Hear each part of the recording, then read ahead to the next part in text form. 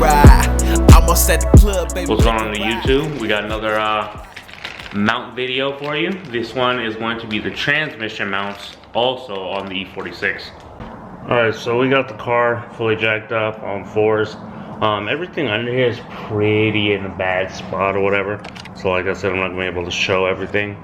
But I will try my best. Let me try to get under here and show you what we're working with real quick. The guibo is under there, which you can't really see at all, and I have to remove the exhaust. So I'm not going to be doing that today. But, however, the transmission mount is here. I see it is missing a bolt right there, so that's not good. I'll find the bolt and put in there. But other than that, I'll pull these 13s right here. And then I'll pull the nuts, and I'll drop that down. I'll try to change the mount. Swap out the mount from up top there.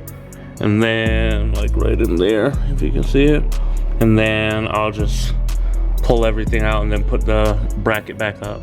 Make sure you support your transmission when you're doing it, because you don't want it to drop. So I'm going to go ahead and put the jack under here from that side over there, and then support it and get to working. So I'll be back once I get them out. Alright, so now I've got the mounts out. I'll try to separate a little better so that you guys can see exactly what it is, but there's like a split line in there that's like broken, whatever. I think I changed these.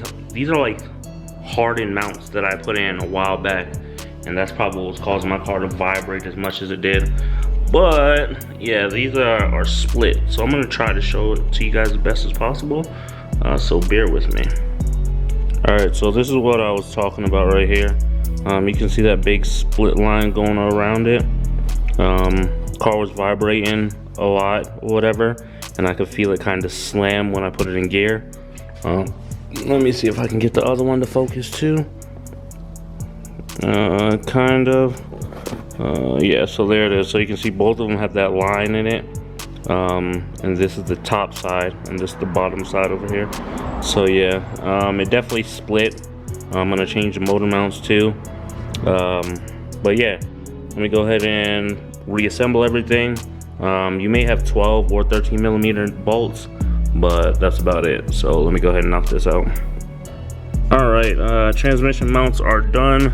I found another bolt, 13 millimeter, to put in here. It had 12 millimeters, I don't know why I did, but I put mine back in right here. This one nut, and then the other nut on this side right here. I was able to use a small ratchet up top there with a pry bar, and then on this side I had to use a 13 millimeter wrench in order to reach in there with a pry bar to break it, and then a pry bar to tighten it.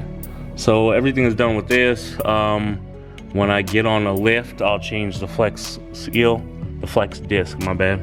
But that's about it. So yeah, transmission mounts are done, and that's about it for this video. All right, we are done with the transmission mounts. They're a little more of a pain than I thought they were, but they're small, whatever, but they do cause a problem if they split or whatever. Mine didn't fully split, which is good. Those are some solid mounts. Hopefully these will hold for a while. Next video is gonna be the flex disc, because I have to put that on the lift to drop the exhaust or whatever. I don't have to, but I'm going to, because I'm not about to do that on the floor. So, if you already know so, please be sure to like, subscribe, drop a comment, turn on notifications, and make sure to smash that share button. Appreciate all the support. Catch you guys next video.